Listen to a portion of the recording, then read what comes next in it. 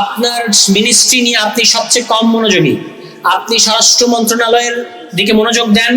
যদি এই মন্ত্রণালয় আপনার মনোপুত না হয়ে থাকে তাহলে আপনি এই মন্ত্রণালয় থেকে পদত্যাগ করে অন্য মন্ত্রণালয়ের দায়িত্ব নেন, কিন্তু বাংলাদেশের জনগণকে নিরাপত্তা দিতে হবে। এবং আপনাদের নিজেদের দলীয় অন্তর্কন্দলে গত 3 মাসে অনেকেই হত্যাকাণ্ডের শিকার হয়েছে। আজকেও ঝিনাইদহে আমাদের একটা রাজনৈতিক কর্মসূচিতে হামলা করেছে সরকারি দলের ছাত্র সংগঠন, হামলা করে আবার আমাদের উপর ভিকটিম ব্লেম, আমাদের উপরই দোষ চাপাচ্ছে।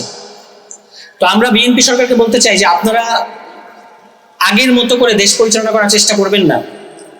সামান্য একটা ফেসবুক স্ট্যাটাস দিয়েছে, সামান্য এই শাহবাগে ইনি দাঁড়িয়েছিল, তাকে আপনারা প্রায় 2 মাস জেলে বন্দি রেখেছেন।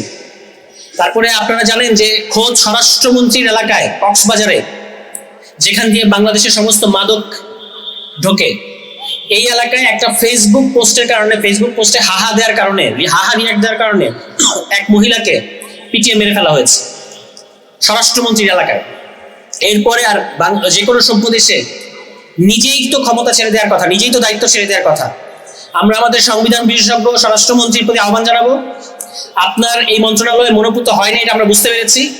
আপনি এই মন্ত্রণালয় ছেড়ে দেন এবং যে মন্ত্রণালয়ে আপনি চান, মাননীয় প্রধানমন্ত্রীর কাছে আপনি বলেন যে সেই মন্ত্রণালয় যেন আপনাকে দেওয়া হয়। দয়া করে স্বরাষ্ট্র মন্ত্রণালয় থেকে আপনি পদত্যাগ করেন।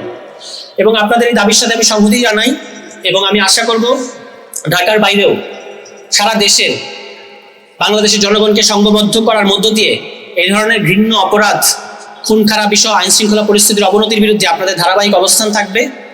আসসালামু আলাইকুম।